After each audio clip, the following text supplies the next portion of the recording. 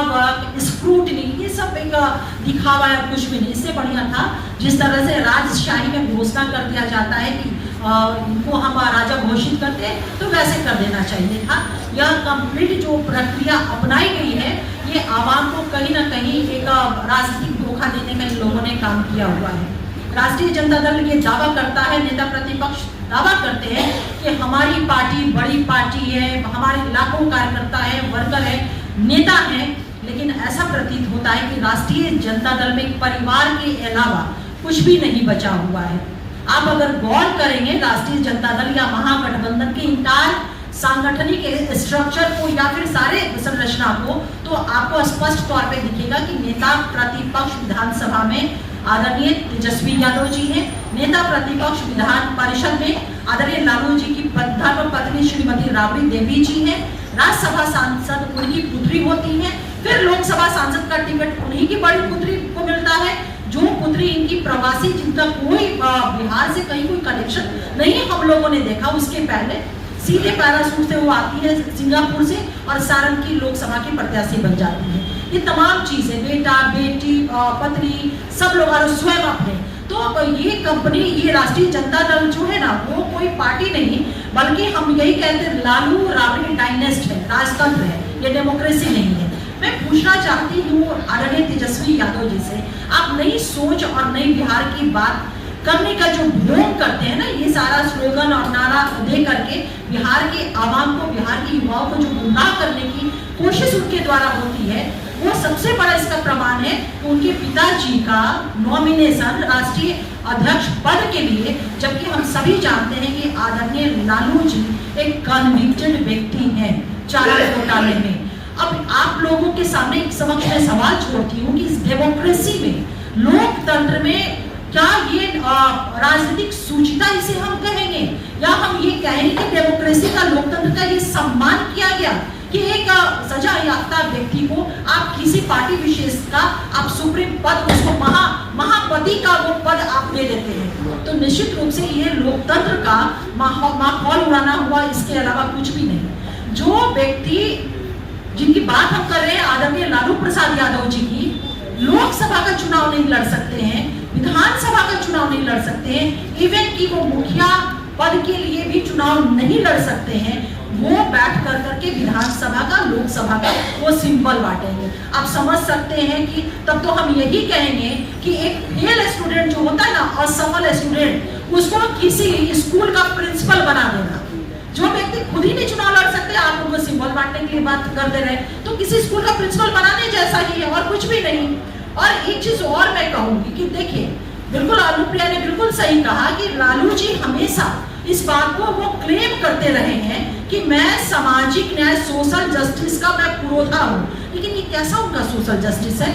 जब मौका देने की बात आती है तो सिर्फ पुत्र, पुत्री, पत्नी और तमाम परिवार रिश्तेदार के लोग होते हैं, ना उनको गरीब, ना अति पिछड़ा, ना अनुसूचित जाति, ना अनुसूचित जाति, ना कि अल्पसंख्यक समाज, कोई समाज उनको नहीं, उनका चेहरा नहीं दिखता। क्या राष्ट्रीय जनता दल में इन तमाम वर्गों से कोई चेहरा इनके पास नहीं था? यानी कि महागठबंधन और राजद में और आदरणीय लालू जी, तेजस्वी जी के नजर में ये तमाम वर्ग जिसकी अभी मैंने चर्चा किया है, वो सिर्फ इनको वोट देने के लिए और वोटर के तौर पे, राजनीतिक तुष्टिकरण के तौर पे उन लोगों ने इस्तेमाल किया। मौका तो इस वर्ग को कभी मिला ही नहीं, मौका तो इनके परिवार को, उन लोगों को मिला। और इसका सबसे बड़ा प्रमाण, अगर मैं माइनॉरिटी कम्युनिटी की मैं बात करती हूँ ना, तो एक बात मैं आपसे जरूर चर्चा करूंगी। 2005 के पहले जब सज्जन कमीशन की रिपोर्ट आई, माई समीकरण, याद है, ये ना सिर्फ बिहार में बल्कि राष्ट्रीय स्तर पर इस समीकरण की चर्चा, वैश्विक स्तर पे भी इस समीकरण की चर्चा होती रही। माई समीकरण को लेकर के वो अलग की बात है, मुस्लिम स्टैंड फॉर मुस्लिम, उस मुस्लिम का हाल इतना बदतर हुआ कि सज्जन कमीशन की रिपोर्ट, क्योंकि आजादी के बाद से इन्हीं का मैक्सिमम शासनकाल रहा, लालू यादव के नीतियों पर चला आरजेडी और उसकी सरकार, जिसमें कुशासन, भ्रष्टाचार, कानून व्यवस्था चौपट, रंगदारी, फिरौती, तो काल लालू यादव को बनाकर लाने की शुरुआत राष्ट्रीय जनता दल ने कर दिया है। लालू यादव के मामले में न्यायपालिका ने जो सुनाया है सजा, लेकिन उनके नेतृत्व में पार्टी को देना कहीं न कहीं नैतिकता और लोकतंत्र के खिलाफ है। आप नैतिकता की पाठ पढ़ाते हैं, नेता प्रतिपक्ष कहा करते, नैतिकता की बात पढ़ाते हैं, लेकिन आपकी नैतिकता कहाँ गई? न्यायालय ने जिस व्यक्ति को सजा सुनाया उसको अपने राष्ट्रीय अध्यक्ष बना दिया। अब प्रस्तावक कौन थे? राबड़ी देवी जी और तेज प्रताप, अन्य के अलावे। इससे क्या स्पष्ट होता है कि जो सजा प्राप्त व्यक्ति है उस व्यक्ति को राष्ट्रीय अध्यक्ष बनाकर लंबी लंबी बिहार में विकास और सुधार की बात करते रहते हैं। यह कितना जायज है? आप कहते हैं युवा की राजनीति चलेगी, कभी कभी तेजस्वी यादव कहते हैं कि युवा राज्य है। भाई युवा राज्य है तो आप ऐसे व्यक्ति को राष्ट्रीय अध्यक्ष बनाया जो शरीर से लाचार है,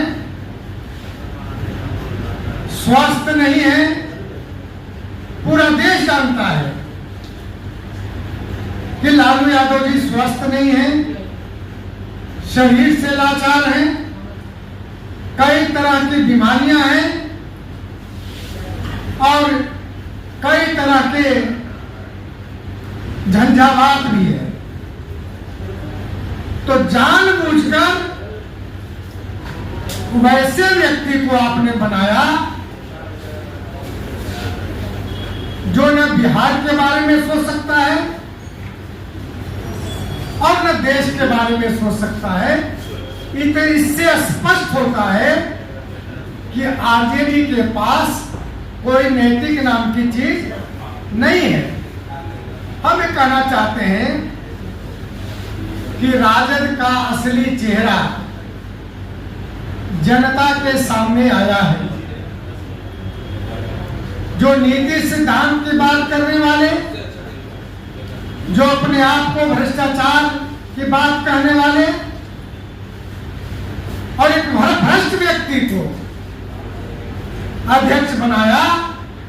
अब ये समझिए कि अध्यक्ष जो बनाया जिस व्यक्ति को, उसके हस्ताक्षर से विधानसभा के चुनाव में प्रत्याशियों को सिंबल दिया जाएगा।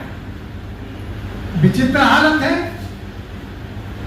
कि इस प्रकार कानून की धज्जियां बिहार में उड़ाई जाएगी।